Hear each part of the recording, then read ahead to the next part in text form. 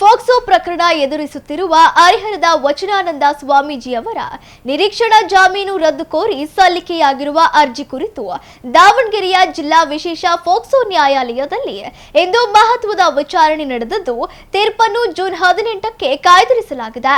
ಸ್ವಾಮೀಜಿ ವಿರುದ್ಧ ದಾಖಲಾಗಿರುವ ಲೈಂಗಿಕ ದೌರ್ಜನ್ಯ ಪ್ರಕರಣದ ತನಿಖೆ ನಡೆಸುತ್ತಿರುವ ತನಿಖಾಧಿಕಾರಿಗಳು ಆರೋಪಿಗೆ ನೀಡಿರುವ ನಿರೀಕ್ಷಣಾ ಜಾಮೀನನ್ನು ರದ್ದುಗೊಳಿಸಬೇಕು ಎಂದು ಕೋರಿ ನ್ಯಾಯಾಲಯಕ್ಕೆ ಅರ್ಜಿ ಸಲ್ಲಿಸಿದ್ದರು. ಈ ಅರ್ಜಿಯ ಕುರಿತು ಇಂದು ನ್ಯಾಯಾಲಯದಲ್ಲಿ ತೀವ್ರ ವಾದ ಪ್ರತಿವಾದಿಗಳು ನಡೆದವು. ವಿಶೇಷ ಫೋಕ್ಸೋ ನ್ಯಾಯಾಲಯದಲ್ಲಿ ಸುಮಾರು 1 ಗಂಟೆಗೂ ಹೆಚ್ಚು ಕಾಲ ಉಭಯ ಪಕ್ಷಗಳ ವಕೀಲರು ಸುದೀರ್ಘ ವಾದ ಮಂಡಿಸಿದರು. ಸಂತ್ರಸ್ತರ ಪರವಾಗಿ ಕಟುವಾದ ವಾದ ಮಂಡಿಸಿದ ಸರ್ಕಾರಿ ಅಭಿಯೋಜಕರಾದ ಬಸವರಾಜ್ ಅವರು ಪ್ರಕರಣದ ಗಾಂಭೀರ್ಯತೆ ಮತ್ತು ತನಿಖೆಯ ಹಿತದೃಷ್ಟಿಯಿಂದ ಆರೋಪಿಯ ನಿರೀಕ್ಷಣಾ ಜಾಮೀನನ್ನು ತಕ್ಷಣವೇ ರದ್ದುಗೊಳಿಸಬೇಕು ಎಂದು ನ್ಯಾಯಪೀಠಕ್ಕೆ ಮನವಿ ಮಾಡಿದರು.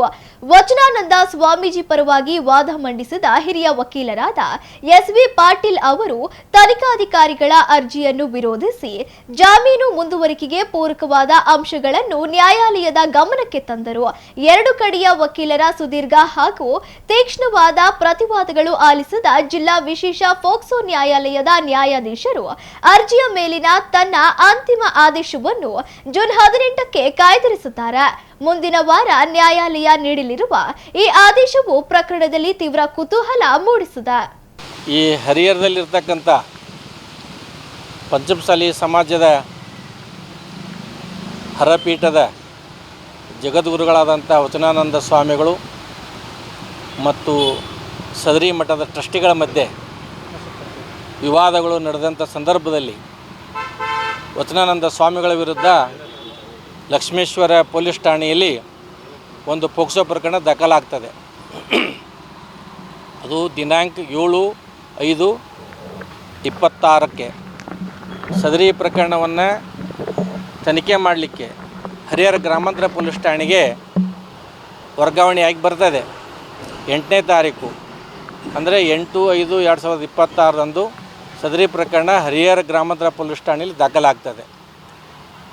ಈ ಒಂದು ಪೋಕ್ಸೋ ಪ್ರಕರಣ ಅವರ ವಿರುದ್ಧ ಷಡ್ಯಂತ್ರ ಮಾಡಿ ದಾಖಲು ಮಾಡಿಸ್ತಾರೆ ಅಂತಕ್ಕಂಥ ಮಾಹಿತಿ ಸ್ವಾಮೀಜಿಯವರಿಗೆ ಮತ್ತು ಸ್ವಾಮೀಜಿಯ ಕೆಲವು ಭಕ್ತರಿಗೆ ಮೊದಲೇ ಬಂದಿದ್ದರಿಂದ ನಾವು ದಾವಣಗೆರೆಯ ಪೋಕ್ಸೋ ವಿಶೇಷ ನ್ಯಾಯಾಲಯದಲ್ಲಿ ನಿರೀಕ್ಷಣಾ ಜಾಮೀನು ಕೋರಿ ಅರ್ಜಿಯನ್ನು ಸಲ್ಲಿಸಿದ್ದು. ಅದು ದಿನಾಂಕ 2/5/26 ಆದೇಶವಾಗಿ ಸ್ವಾಮೀಜಿಯವರಿಗೆ ನಿರೀಕ್ಷಣಾ ಜಾಮೀನು ಮಂಜೂರಾಗಿರುತ್ತದೆ. ಇದಾದ ನಂತರ ಹರಿಹರ ಗ್ರಾಮಾಂತರ ಪೊಲೀಸರು ತನಿಖೆಯನ್ನು ಪ್ರಾರಂಭ ಮಾಡ್ತಾರೆ. ಆ ತನಿಖೆಗೆ ಸ್ವಾಮೀಜಿಯವರು ಎಲ್ಲ ರೀತಿಯ ಸಹಕಾರವನ್ನು ಕೊಡ್ತಾರೆ. ಅದು ತನಿಖೆ ಕೂಡ ಪೂರ್ಣಗೊಂಡಿದೆ. ದಿನಾಂಕ 29ಕ್ಕೆ ತನಿಖೆ ಪೂರ್ಣಗೊಂಡು ಇತ್ತೀಚೆಗೆ ನ್ಯಾಯಾಲಯಕ್ಕೆ ದೋಷಾರೋಪಣಾ ಪಟ್ಟಿಯನ್ನು ಕೂಡ ಅವರು ಸಲ್ಲಿಸಿದ್ದಾರೆ. ಅಂದರೆ ಚಾರ್ಜ್ ಶೀಟನ್ನು ತನಿಖಾಧಿಕಾರಿಗಳು ಸಲ್ಲಿಸಿಕೊಂಡಿದ್ದಾರೆ. ಈ ಮೊದಲು ಹರಿಹರ ಗ್ರಾಮಾಂತರ ಪೊಲೀಸರು ವಚನಾನಂದ ಸ್ವಾಮಿಗಳ ಜಾಮೀನು ಆದೇಶವನ್ನು ರದ್ದು ಮಾಡಬೇಕಂತ ಹೇಳಿ ನ್ಯಾಯಾಲಯಕ್ಕೆ ಅರ್ಜಿಯನ್ನು ಸಲ್ಲಿಸಿಕೊಳ್ತಾರೆ.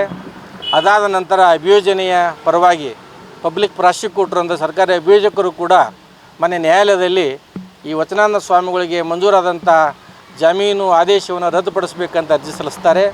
ಆ ಎರಡೂ ಅರ್ಜಿಗಳಿಗೆ ನಾವು ಸ್ವಾಮೀಜಿಯರ ಪರವಾಗಿ ಸುದೀರ್ಘವಾದಂಥ ತಕರಾರನ್ನು ನಾವು ಸಲ್ಲಿಸಿಕೊಂಡಿದ್ದೆವು.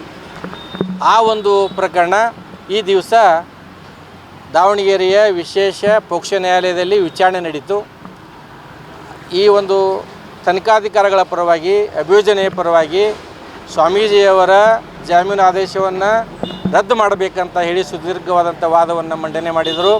ನಾವು ಕೂಡ ಸ್ವಾಮೀಜಿಯರ ಪರವಾಗಿ ಈ ಒಂದು ಸ್ವಾಮೀಜಿಯವರಿಗೆ ಮಂಜೂರು ಮಾಡಿದಂಥ ಜಾಮೀನು ಆದೇಶವನ್ನು ರದ್ದು ಮಾಡಲಿಕ್ಕೆ ಯಾವುದೇ ಸಮಂಜಸವಾದಂತಹ ಸಮರ್ಥವಾದಂತಹ ಬಲವಾದಂತಹ ಕಾರಣಗಳು ಇಲ್ಲ.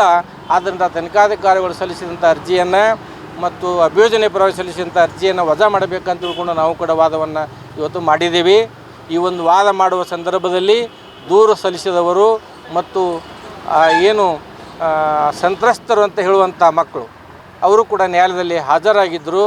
ಎಲ್ಲವನ್ನು ಮಾನ್ಯ ನ್ಯಾಯಾಲಯ ಇವತ್ತು ವಾದವನ್ನು ಆಲಿಸಿ ಈ ಒಂದು ಆದೇಶವನ್ನು ದಿನಾಂಕ 18/6/2026ಕ್ಕೆ ಕಾಯ್ದಿರಿಸಿದೆ. ಆ ದಿವಸ ಏನಾಗ್ತದೆ ನಾವು ನೀವೆಲ್ಲ ಕಾದು ನೋಡೋಣ. ಈ ಪ್ರಕರಣ ದಿನಾಂಕ 8/5/2026 ಹರಿಹರ ಗ್ರಾಮಾಂತರ ಪೊಲೀಸ್ ಠಾಣೆಯಲ್ಲಿ ದಾಖಲಾಗಿದೆ. ಇದು ಪೋಕ್ಸೋ ಪ್ರಕರಣ, ಗಂಭೀರವಾದಂಥ ಪ್ರಕರಣ. ತನಿಖಾಧಿಕಾರಿಗಳು ಸವಿಸ್ತಾರವಾಗಿ ತನಿಖೆ ಮಾಡುವಂಥ ಪ್ರಕರಣ. ಆದರೆ ಈ ಪ್ರಕರಣದಲ್ಲಿ ಕೇಸು ದಾಖಲಾದ 3 ವಾರಗಳಲ್ಲಿ, ಅಂದರೆ ದಿನಾಂಕ 29/5/2026 ತನಿಖೆ ಮುಕ್ತಾಯಗೊಂಡಿದೆ. ಈ ಒಂದು ಅವಸರದಲ್ಲಿ ಏನು ಚಾರ್ಜ್ ಶೀಟನ್ನು ನ್ಯಾಯಾಲಯಕ್ಕೆ ಕೊಟ್ಟಿದ್ದಾರೆ, ಇದರ ಹಿಂದೆ ಪೊಲೀಸರ ಮೇಲೆ ಯಾವುದೇ ಒತ್ತಡವಿದೆ. ಈ ಸ್ವಾಮೀಜಿಯವರನ್ನು ಏನಾದರೂ ಮಾಡಿ ಇದರಲ್ಲಿ ಹಾಕಬೇಕು ಅನ್ನುವಂಥ ದುರುದ್ದೇಶದಿಂದ ಅದನ್ನು ತರಾತುರಿಯಲ್ಲಿ ಚಾರ್ಜ್ ಶೀಟನ್ನು ನ್ಯಾಯಾಲಯಕ್ಕೆ ಸಲ್ಲಿಸಿದ್ದಾರೆ ಅಂತ ನನಗೆ ಕಂಡು ಬರ್ತದೆ. ಎಷ್ಟು ಪುಟಗಳ ಚಾರ್ಜ್ ಶೀಟ್ ಸಲ್ಲಿಸಿದ್ದಾರೆ? ಸುಮಾರು 100 ಪುಟಗಳಿಗಿಂತ ಜಾಸ್ತಿ ಇದೆ. ಹಾಂ, ಹೌದು. ಇದು ಮೊದಲಿಗೆ PSI ಅವರು ತನಿಖೆ ಮಾಡ್ತಾ ಇರ್ತಾರೆ. ಸಡನ್ನಾಗಿ ಅವರನ್ನು ದಾವಣಗೆರೆಗೆ ವರ್ಗಾವಣೆ ಮಾಡಿ ಬೇರೆ ತನಿಖಾಧಿಕಾರಿಗಳನ್ನು ಕೂಡ ನೇಮಿಸ್ತಾರೆ. ಇವೆಲ್ಲ ವಿಚಾರಗಳನ್ನು ಈ ಹಂತದಲ್ಲಿ, ಈ ಪ್ರಕರಣ ನ್ಯಾಯಾಲಯದಲ್ಲಿ ಇರೋದರಿಂದ ಈ ಹಂತದಲ್ಲಿ ನಾವೆಲ್ಲ ಹೇಳಿಕ್ಕೆ ಆಗೋದಿಲ್ಲ. ವಿಚಾರಣೆ ಕಾಲಕ್ಕೆ ಅವುಗಳನ್ನು ನಾವು ಬಹಿರಂಗಪಡಿಸಬೇಕಾಗ್ತದೆ. ಆದರೆ ತರಾತುರಿಯಲ್ಲಿ ಚಾರ್ಜ್ ಶೀಟ್ ಸಲ್ಲಿಕೆ ತರಾತುರಿಯಲ್ಲಿ ಭಾಳ ಅವಸರದಿಂದ ಚಾರ್ಜ್ ಶೀಟ್ ಕೊಟ್ಟಿದ್ದಾರೆ.